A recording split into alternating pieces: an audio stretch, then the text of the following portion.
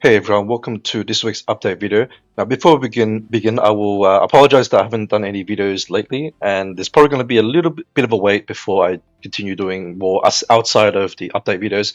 At least just for the next few days anyway. I've just been unwell the past few days, and I haven't gotten that much better yet. So I'm going to take some time off over the weekend, just have a rest, chill, and yeah, hopefully we'll get back into it next week. We'll see how we go.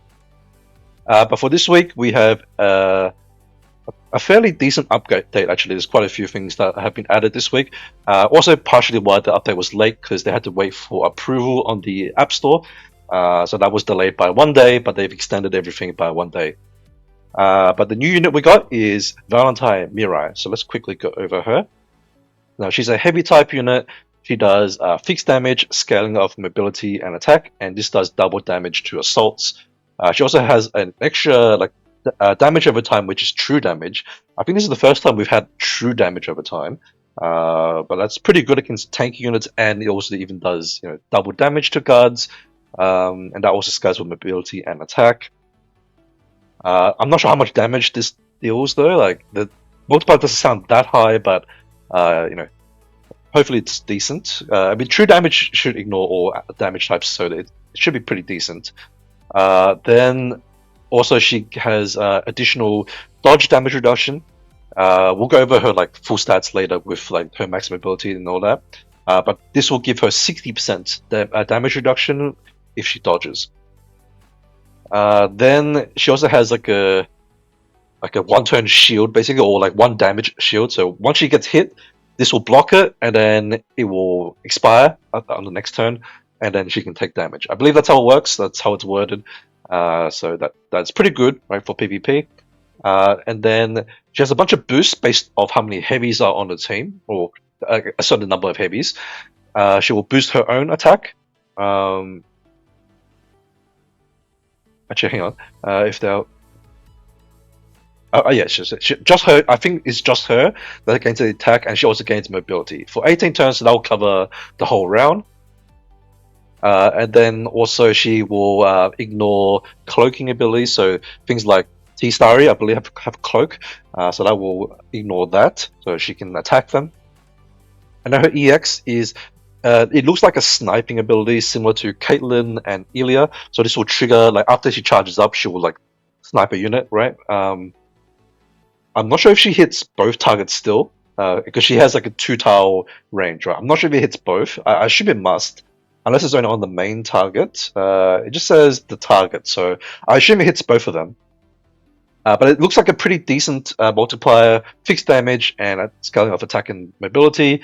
If it's a support, it will silence them, but I can't imagine many supports surviving if it hits them. And then she'll also dispel all buffs on the targets, which is pretty good. So all around, a very good PvP unit, especially if you are building for the heavy team. Now, if you are if you care about PvP and you do intend to build a heavy team, then I would recommend getting a copy and use your shop tokens if you can, because I believe when the collab comes, you should better convert your normal tickets into the collab tickets, but you cannot convert these shop points into the collab shop points. So best to use your shop points if you have some on the units while you're waiting for the collab, and save your diamonds and the tickets for the collab. Now this event now is going to be for 3 weeks, the side story, so it's going to be a little while before the collab comes, unfortunately. Hopefully they'll give us some news in the next couple of weeks, but I've been saying that for the past few weeks, so who knows at this stage. Now a couple of game updates. We haven't had any of these for quite a while. First off is this skin gallery here, right? So you can view all your skins and also the ones you don't own, so you can check what it looks like. So even if you don't own it, you can still click into it and view the skin, and then you can decide whether you want to buy it or not. Up to you. And otherwise, unfortunately, this is not in alphabetical order, and you can only sort by unit type, right? So if I want to see all my transcendent skins, that they're there. And yeah, these are unsorted, right? So hopefully they add some sort of functionality to sort by alphabetical order. It sort of makes sense, for how many characters we have, but hopefully this is something they'll put in later on. Then we've got the story recap section. So for those who like lore, you can redo the old side stories. But even if you don't care about lore, you still get rewards for doing the stages. You'll get some crystals, right, for doing these stages. I didn't really mean to click on it, but we'll deal with it. We'll just quickly skip it. But they're pretty easy. You just skip. Like, I mean, the story ones you can just skip, right? If you don't care about story, but otherwise you can read it if you want. And the ones that don't cost any stamina give you some crystals, so it's going to be worth your while to do this anyway. And I believe in the later stages, you should be able to farm some shop currency, which I haven't gotten to yet because there's quite a lot of stages in the Starry story. But there's a shop here. Yeah, as I said, you should be able to farm the currency in the later stages, and then you can buy these out. So you can get the normal Starry if you don't have it, or even if you do, it's just going to convert into purple reverbs. And most notably, there's 5 perfect cores, right? So if you buy all of them, it's 500 shards in total, so 5 perfect cores. So well worth your time to farm this up. Now, while we have the side story up, I do recommend to do the side story first. Just do this when you just don't have anything else to do, right? So during like the the quiet times, right? Like last week would have been a great example. If we had this update last week, it would have been nice because then we could have used our stamina then to clear this out. Fortunately, we'll have to wait a little bit now because I think you should do the current side story first, especially in case there's like a new event coming out in the next couple of weeks that has to divert your time or stamina. So yeah, good time to get as much as you can done now, so you can chill in the next couple of weeks. Like there might be some weeks where you can only afford to do your daily 5 clears and do the daily missions. So just to avoid that, try to farm now while there's nothing going on. There's also the other side story here, the Dream of the Sea and Moon. This one doesn't have a character, but has everything else. So another 500 pieces, so another 5 perfect cores, and a couple more common tickets, and everything else is pretty decent to get here. You can always find the shield credits, but I don't think it's worth it here. I think you're just better off doing the normal shield credit stage, I believe. It doesn't sound like a very good conversion rate, so this is like a last resort sort of thing. Just any leftover tickets you can put into there, or currency, I should say. All right, so those are the 2 new like in-game like gameplay stuff. And now we got the side story. So when you click on the side story, you will be greeted with this lovely picture, and you can enjoy that. And here in the Love Letter War, this is the chapters, like the chapters, right? The storyline and or the normal stages, and then chapter 3 and 4 will be unlocked next week, right? And then here, there's a bit of a bug here. So if I click on this, it does at the moment it does work for me. Sometimes it actually gives me this like cake baking page, right? Which I think is for one of the items you can buy in the shop. So sometimes it works, sometimes it doesn't, right? At the moment, it does work for me. This is where you would get the trials, because you'll be kind of confused if you click on this and you get the cake making thing. You're like, oh, where's the trial thing? Like here is the dailies, here is the shop. And here is the story stuff, right? So I think they're going to fix it. I think it's a known issue. Hopefully they'll fix it and they'll be sorted. But yeah, as you can see here, it's now showing me the cake baking thing.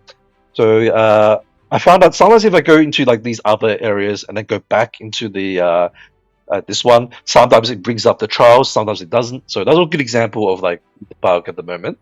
But that's where you would do the trials, right? So just keep trying and hope for the best. Maybe it's like a 50-50 chance that you actually get the correct one. But anyway, you want to do your 5 daily clears, and here you'll get a copy of Tsukumo Tamaki. Unfortunately, you don't get her reverbs. Normally you would for these like 3-week side stories, but I guess because she's a rerun, maybe that's the reason why they're not giving them. But for those who missed out on her, you can get a copy of her, and then just use your purple reverbs, which are pretty plentiful to skill her up if you want to. And then the rest, yeah, just clear all this. This is nothing that you would buy here, right? Everything's pretty good. So yeah, that is the side story. And that pretty much covers what we got this week. Actually, no, we'll quickly go over Mirai's stats. All right, I think this might be quite important. Because she's a mobility scalar, she has a base mobility of 25. She'll gain 5% from her affinity, right? So that's 30%. She has a gear piece that gives mobility. That's another 10%, right? And then her skill, I can't remember what skill rank it is, but at some point she'll get the increased. Sorry, she'll get like the mobility buff, right? Based off having 5 or more heavies. I think it's here. Yep. So it's 20% here. In total, that will give you 60%, I think, if I did my math right. So 20, 30, 30, yeah, 60%. And therefore, to max her mobility, you would need 2 mobility cores, like pure mobility cores. Now, I don't know whether that is worth it or not. Actually, let me double check whether maybe the skill's actually 30%. I feel like I remember it being higher. Okay, yeah, sorry, it's 30%, which means to max her out, if you're at rank 8, and so you would have 70%, right? You would need 1 pure mobility core and 1 hybrid mobility core, which means I guess you would run probably mobility percentage attack most likely, but you would have to test out flat attack as well to see whether it's better or not. I'm not 100% sure. I haven't done the math on it. And also, I haven't done the math on whether it's worth it for the actual like damage scaling. So if anyone has done it, this is not usually my kind of thing to work out. So if you happen to know, then yeah, let's mention it in the comments. But my guess is it's worth testing on the like max mobility, because cores, if you level them up, they're not going to go away or anything. So you can just like move them around. Worst case scenario, you can just swap her to just the standard attack. Flat attack percent DPS cores, and that should still be fine, right? It's just mostly if you want to get the full mobility, then you might want to run mobility cores on her. But yeah, I'm not an expert on that, so yeah, at the moment, like I haven't tested her out or anything like that. So that's just my initial thoughts on that matter. All right, so that is Mirai's stats, in case you were wondering. Actually, sorry to go back and forth, but one more thing I should mention is her skill ups. Now, looking at her skill ups, I think you want to get at least rank 6 because you get the bonus to like the stats here and all that. It gives you the true damage here. So I think that's like a pretty important breakpoint. I think level 8 is ideal because that's the maximum for this one, right? But obviously, rank 9 gives you then the extra range, which is pretty strong in itself. Rank 10 gives you it upgrades the EX, right? So I would say she's a very high investment unit. You probably want to R10 her if you're going to use her. I guess that's the case for most units, but very minimal use. Like the very bare minimum would be rank 6. Recommended rank 10. So that's the skill levels. Okay, I think that pretty much covers it for this week. So as I said, I will try to get back into things in a few days once I feel a bit better. And yeah. Good luck with the event, and I will see you in the next video. Bye bye.